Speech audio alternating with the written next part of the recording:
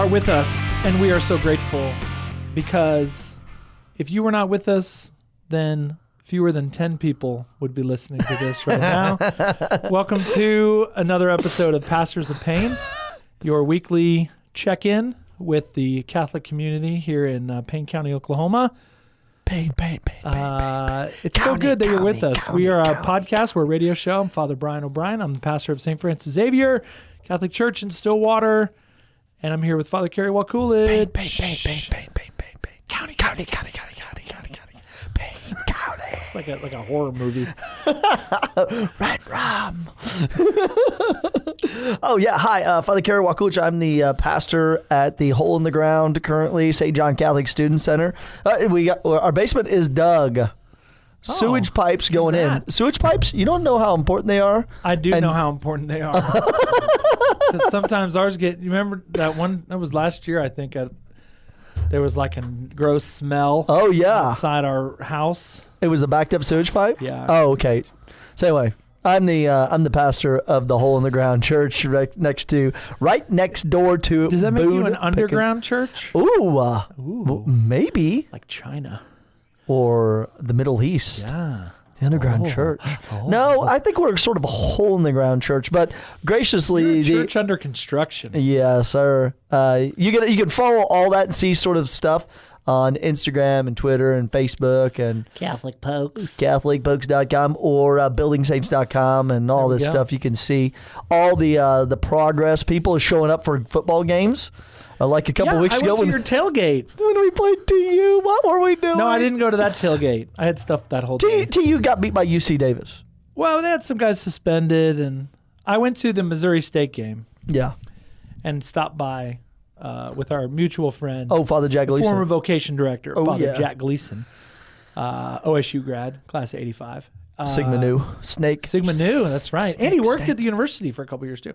But anyway, we stopped by. We saw some people. Yeah, it was nice. And people can come and take a little tour through the fence. Just stop by. So what do we got? We got more home games. Kansas State. Oh yeah, we're gonna mop them. 6 p.m. start. Yeah. 6 p.m. kick. Ooh, yeah, that's right. We'll see how all that translates. Gail Hammerschmidt coming? He is coming. I'm going to do a wedding. Staying at the house? He is staying at the rectory. Is that on the schedule?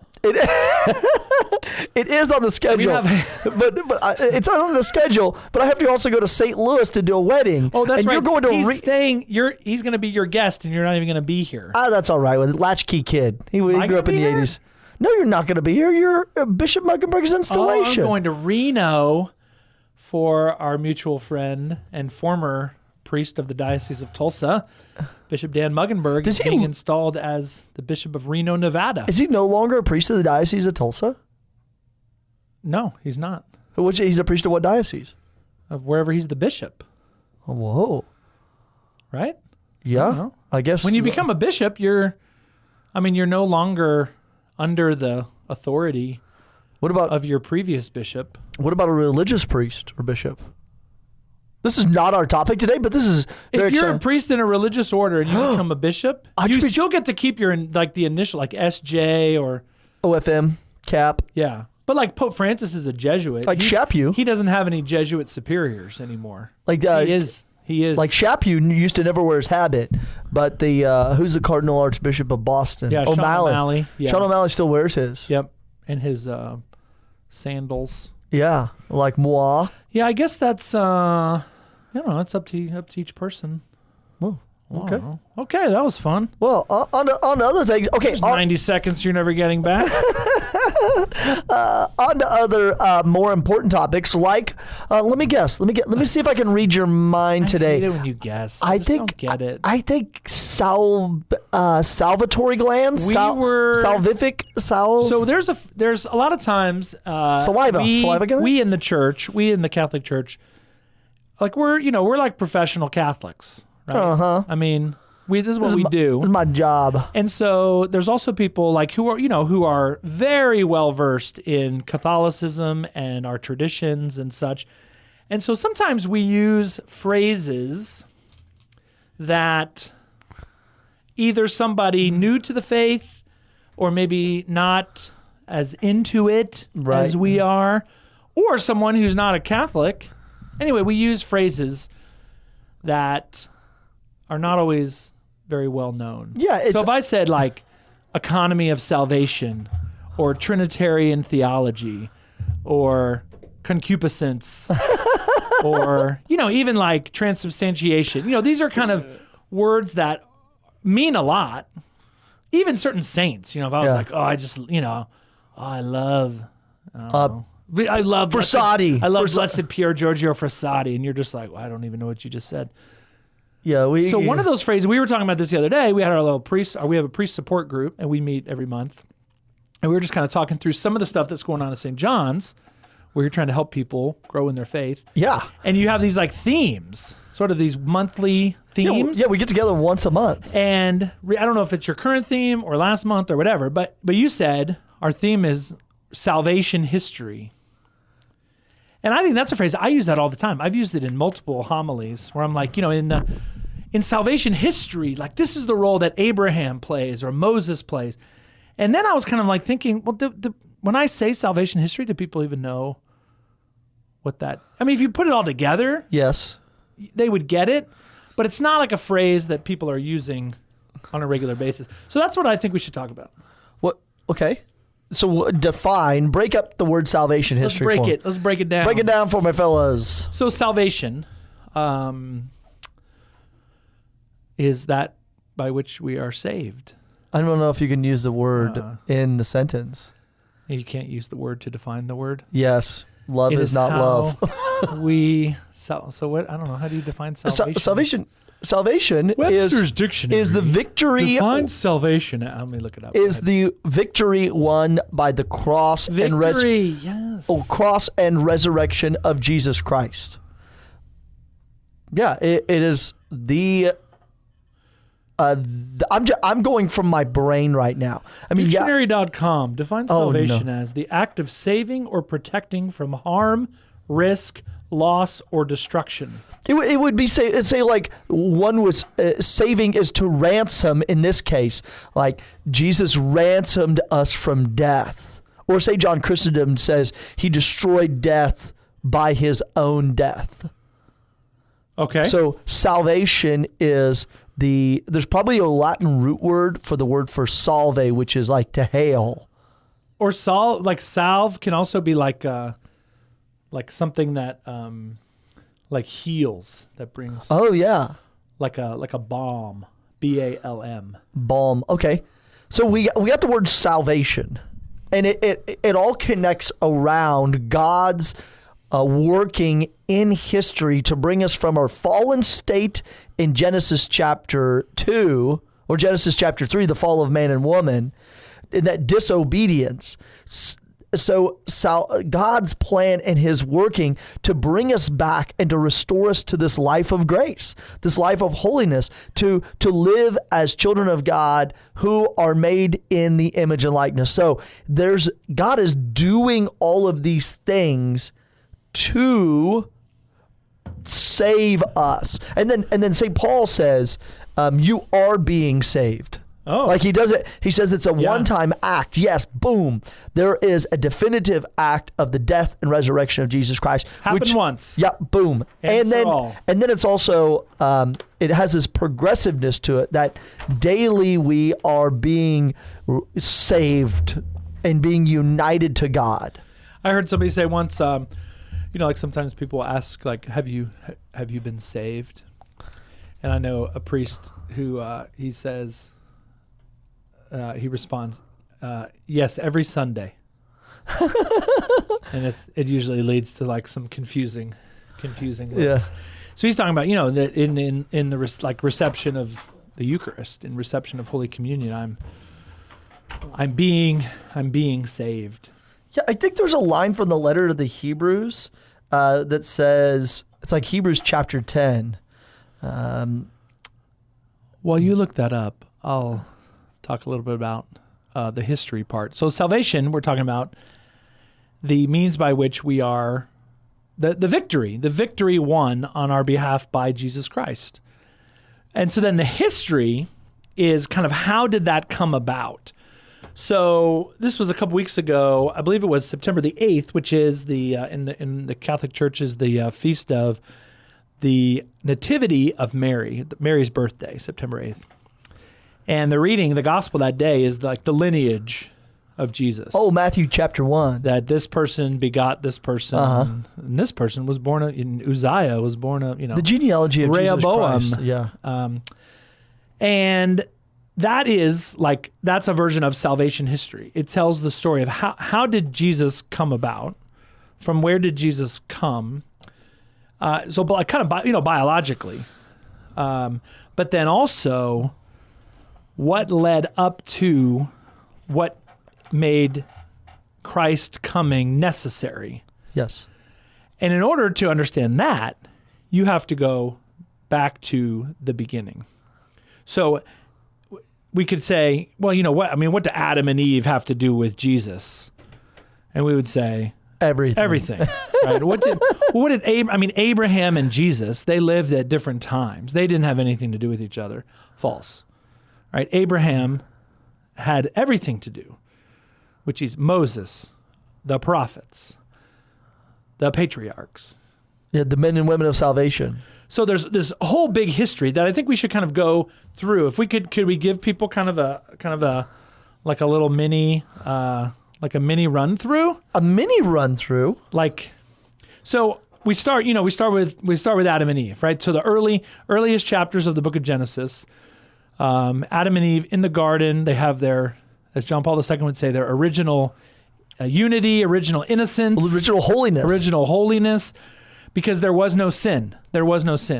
And then sin enters the world through freedom, through this couple. Yeah, freedom to choose. They choose to eat of the tree of the knowledge of good and evil. They choose to become like God and to determine for themselves what is right and wrong.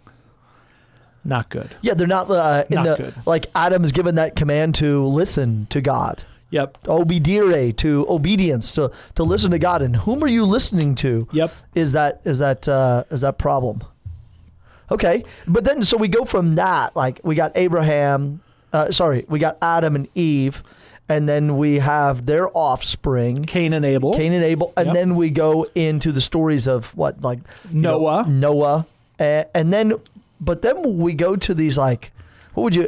These are the patriarchs. Well, so there's kind of a definitive break. The first, it's like the first 11 chapters of Genesis are Adam and Eve, Cain and Abel, Noah. Yeah. Right. So there's that whole kind of early part. Then there's this kind of switch. When you get to Genesis chapter 12, we meet this figure, Abraham. Abram. Yeah. And Sarah. Yeah. And that's that story of salvation where Abraham is the father of faith. I mean, he's quoted throughout the scriptures as the father of faith, the father of faith, the father of faith, where he literally goes and packs up his entire family and then heads out. Like, he doesn't know where he's going. He's being guided to this promised land that he's been told about. But he's also, I love it, when they bring Abraham outside the tent, God brings him out and says, Abraham, look up at the stars and count them if you can. 1, 2, 5, 700,000. Your descendants will outnumber the stars. And it says right after that, it says, and the sun went down. So it's just this little bitty thing. Like Abraham goes outside, he looks up and he only sees one star. But the rest is sort of in this cloud because he can't see the rest of the stars during the day. And that is when he enters into this like deep covenant and he goes on this journey with God. He's got worldwide blessing, he's got a name, and he's got this land that he's going to.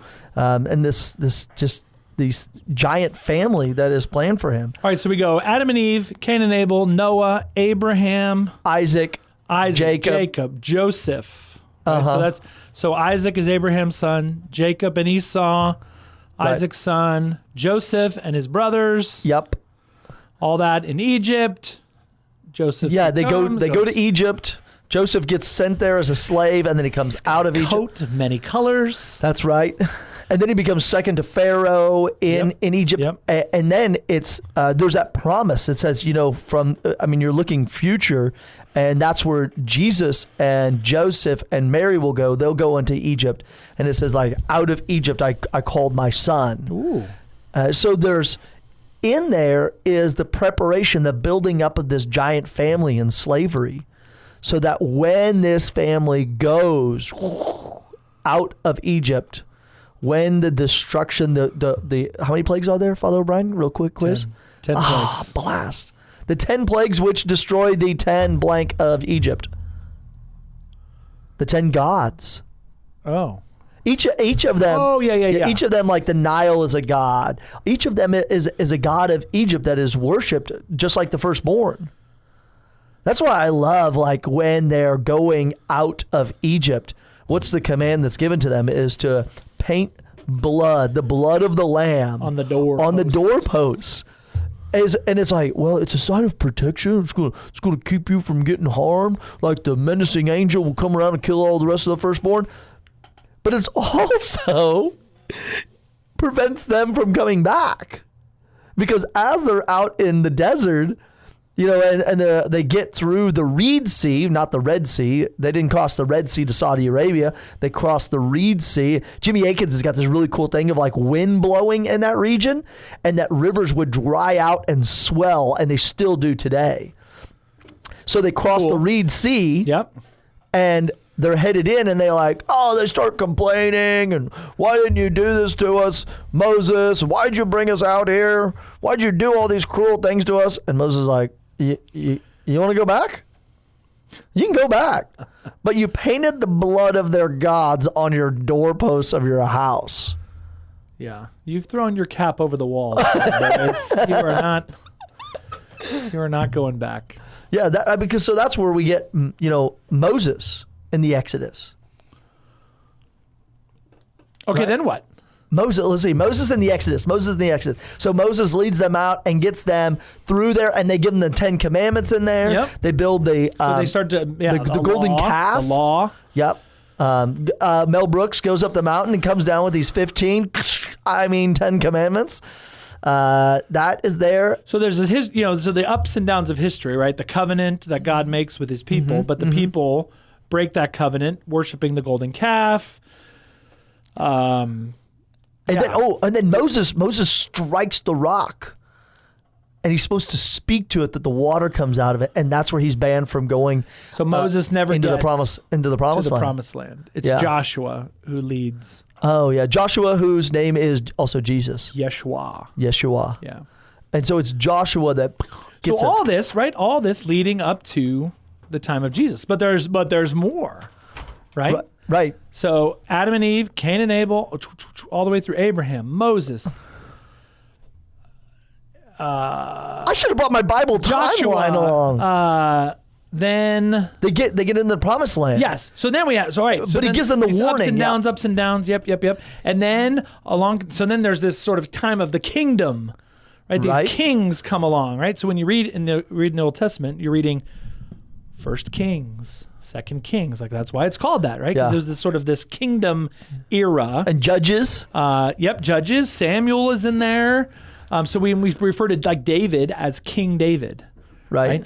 So King David, for all of his ups and downs, he was in the line of Jesus, right? So when we read the whole history of the family of Jesus, right smack in the middle of that is David. Yeah, he is. Yep. Even in the genealogy of Matthew, and we should. Oh man, it's so good. We're okay. What was that last week? September 8th was the reading. And did you read the whole thing? I always read the whole thing. I like it. Oh, good. I love it too, because you get there and it stops and it makes these transitions, and it says like from the Babylonian exile to this. And it lists all the people. And then it begins with David, and it says David, whose son was Solomon, whose mother was the wife of Uriah the Hittite. And you're like, oh, because what? David had Uriah the Hittite killed. Yep. And then stole his wife, and then produced Solomon. Yep. So we have those kings, even in the suggestion of Saul and David, and then Solomon, and what was it? What came after Solomon? Is that Jeroboam and Rehoboam? Jeroboam and Rehoboam. Rehoboam. Oh my gosh. So anyway, all this. So when we talk about salvation history, this is what we're talking about. We're talking about this long line of people who, some of whom were amazing and heroic, others of whom were bums. Yes. Yeah, because what comes next is, after that, it comes the prophets. Yes. The kings and the prophets are overlaid because the prophets that have a job to make kings, but also correct people, like Samuel. Was that Samuel who corrected David? Nathan the prophet corrected David. And then they're also there to warn him, like Jeremiah. Jeremiah the prophet's like, hey, listen, y'all, surrender to the Babylonians. Just go ahead and do it. And they're like, no, we ain't going to surrender to the Babylonians. And Nebuchadnezzar is like, I'm going to wreck this place if you don't surrender. And Jeremiah tells them, surrender and everything will be all right. And they don't. And they go, Jeremiah gets taken into Egypt. Isaiah gets killed. There's the prophet Hosea, which is one of my favorites, or Baruch, as some people say. Well, Baruch is on fire. Amos, the shepherd prophet. There's all those major and minor prophets that show up. So that all is all leading to Jesus, right? So all this is going towards... Yeah, even the Greek occupation, Lord. Even the Greek occupation in the what they call Second Temple Judaism. So we get into the Maccabeans, yes, right, which our Protestant brothers and sisters don't have in their Bibles. Oh, that's unfortunate. They should. So sad. They should get it in there. Sad. Pick it up and read it. The Maccabean revolt and Hanukkah. That's why we got Hanukkah, the Festival of Lights. The rededication of the temple. Ezra, Nehemiah, the restoration. All those people there. Is that? I think that's the story. That's like the bulk of salvation history. What are we missing? Oh, and then it gets right up to. It gets right up. Then we come into the time of Jesus. So I mean, there's just these series of ups and downs, exiles and returns. Yeah. The covenant being broken and the covenant being renewed. It's and. To make it a little more personal, lest we think like, oh, well, that's all fine and good for those people. Like, look at your own life. Oh, eek. And what do you see? Right? Perfect. I'm perfect the whole time. God's faithfulness, despite our unfaithfulness. Our rebellious hearts. So we've been having, really in a beautiful way, a lot of people like coming back to their Catholic faith after some time away. Yes.